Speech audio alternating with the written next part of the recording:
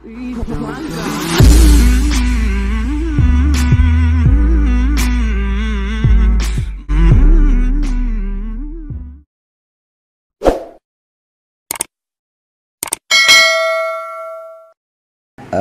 saya pengislaman, saya banyak dibimbing oleh Ustadz Kainama.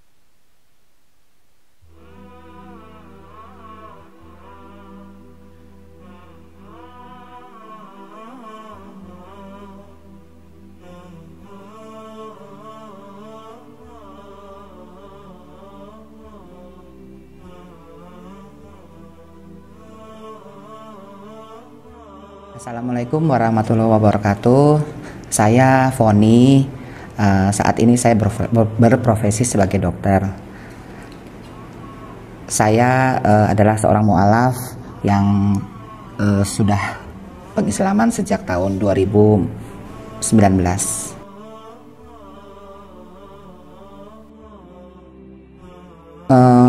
Sekitar 6 bulanan. 6 bulan saya mempelajari. Setelah itu saya udah bisa sholat. Semuanya saya belajar dari YouTube. Dan kemudian ada seorang teman saya yang bilang, kamu percuma, kamu tuh sholat tapi kamu gak diterima karena kan kamu belum pengislaman, kamu belum mengucapkan syahadat gitu. Akhirnya saya memutuskan untuk saya ke Masjid Sunda Kelapa.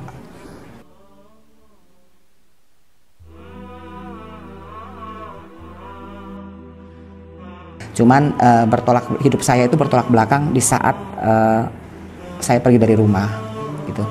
Ya, saya pergi dari rumah. Jadi waktu itu kan saya sempat saya masih berkeluarga. Setelah itu saya memutuskan untuk berpisah. Ya, di saat itu kan mantan suami saya waktu itu masih menjadi suami saya, dia bilang, kita kan berarti kan sudah bukan muhrim ya kalau menurut agama kamu. Nah, saat itu saya belum pengislaman. Akhirnya saya pergi dari rumah. Saya pergi dari rumah tuh gak bawa apa-apa loh. Gitu. Jadi titik balik semua itu ya Allah itu ngasih saya lebih daripada yang saya minta sampai detik ini. Gitu. Nah, itulah yang menjadikan saya bahwa saya pernah bilang sama teman saya yang dia agak ragu untuk masuk menjadi mu'alaf gitu ya. Saya bilang, kamu jangan ragu. Apapun pilihan kamu seperti orang mau menikah, kamu berkomitmen. Artinya sekarang kamu berkomitmen dengan Allah. Nah, insya Allah itu nggak akan menelantarkan kamu, itu aja. Ya, Allah selalu punya cara untuk memelihara hambanya.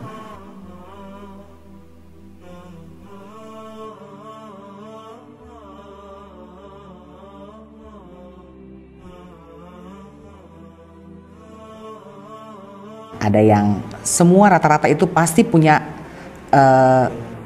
ini yang menyedihkan gitu loh. Ada yang diusir dari rumah, ada yang disiksa, dikunci di dalam gudang, disiram air panas, nggak dikasih makan gitu.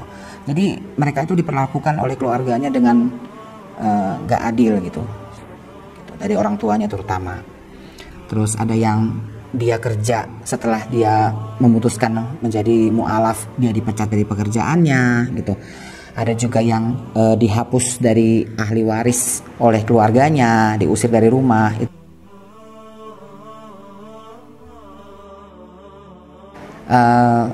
Anak saya awalnya saya juga gimana ya, anak-anak masih kecil saat itu.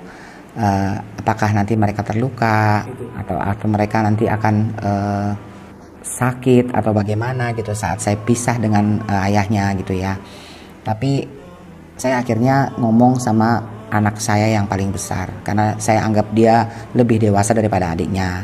Saya ngomong sama dia dan dia bilang, ya udah, it's okay, itu kan pilihan mami gitu. Apapun pilihan mami aku dukung selama mami itu senang.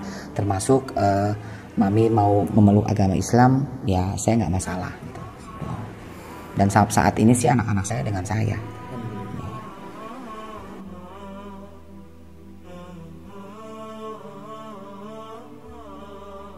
Dan saya berusaha untuk menanamkan ke hati saya bahwa Allah itu punya cara tersendiri untuk ngasih saya yang mungkin akan lebih baik ke depannya. Tuh.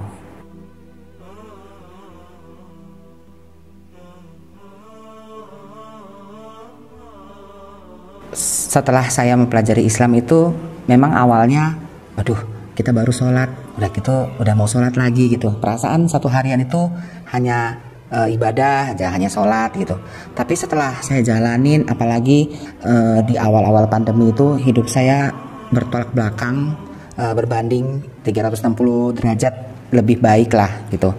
Nah itulah yang menjadi tolak ukur saya bahwa Tuhan itu Allah itu udah pelihara saya. Jadi ya inilah bentuk rasa syukur saya, rasa terima kasih saya kepada Allah, yaitu saya harus menjalankan perintahnya dan menjauhi larangannya.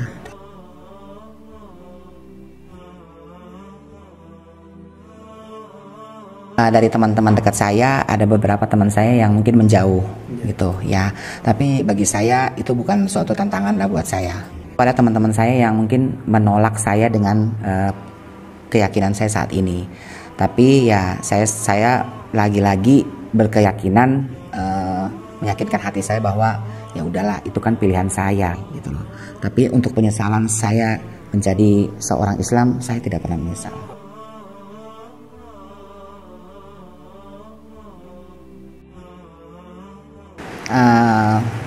Respon keluarga sih saya nggak tahu ya, lebih ke personal. Cuman mereka nggak ada sih yang ngomong gitu ke saya atau menjauhi saya gitu, nggak ada. Cuman ya saya sendiri pribadi, walaupun saya sudah tidak satu iman dengan mereka, bagi saya yang mereka tetap saudara saya. Jadi apapun yang mereka butuhkan, ya mereka kalau bilang sama saya pasti akan saya tolong, itu aja.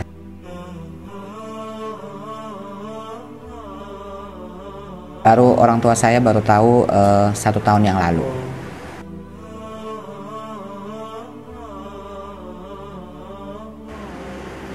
Sampai saat ini menurut saya sih nggak ada yang berat.